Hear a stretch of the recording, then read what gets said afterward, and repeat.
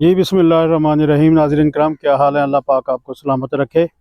तो कुछ दोस्तों ने कहा था कि हमें दरेक का पौधा जो दिखाया जाए, जो बवासीर के लिए और यूट्रस के अखराज के लिए बहुत ही मुफीद है। ये है दरेक। ये देखो, ये सामने नज़र आ रही है, इसको दरेक कहते हैं। ये ऊपर से दिखाओ, ये बेडंगी सी है। तो लोग किसी दरेक को ही बकैन समझ लेते हैं। बकैन और है, दरेक और है।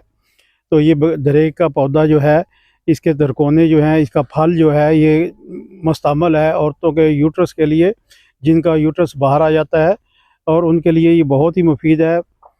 ये पौधे की पहचान कर लें। मैंने पहले भी कई मरतबा नुस्खाजात बताए हैं कि इस दरेक का फल जो है, इसको बिरियाँ करके हल्का सा बिरियाँ कर लें और कूट छान के रख लें। आधी चम्मच सुबह, आधी शाम मरीज़ को दें।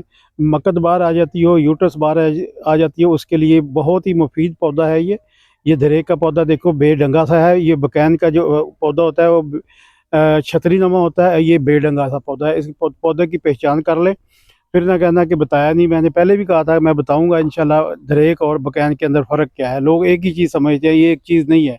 ये दोनों पौधे अलग अलग हैं। ये गौर करें दरेक पे। और तो इंशाल्लाह फिर आपको दूसरा पौधा भी दिखाएंगे बकैन का।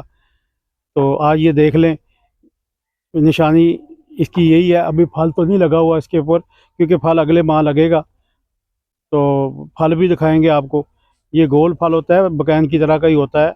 ये बहुत ही मुसफ़्फ़ा खून भी है, बहुत ही मुसफ़्फ़ा खून है। मखरज मकद है। जो मकद बाहर आ जाती है, मर्दों की या औरतों की, या यूट्रस बाहर आ जाती है, उनके लिए बहुत ही मुफीद पौधा है ये। इसका फल इस्तेमाल होता है। इसके फल को सुखा के खुश्क कर लें।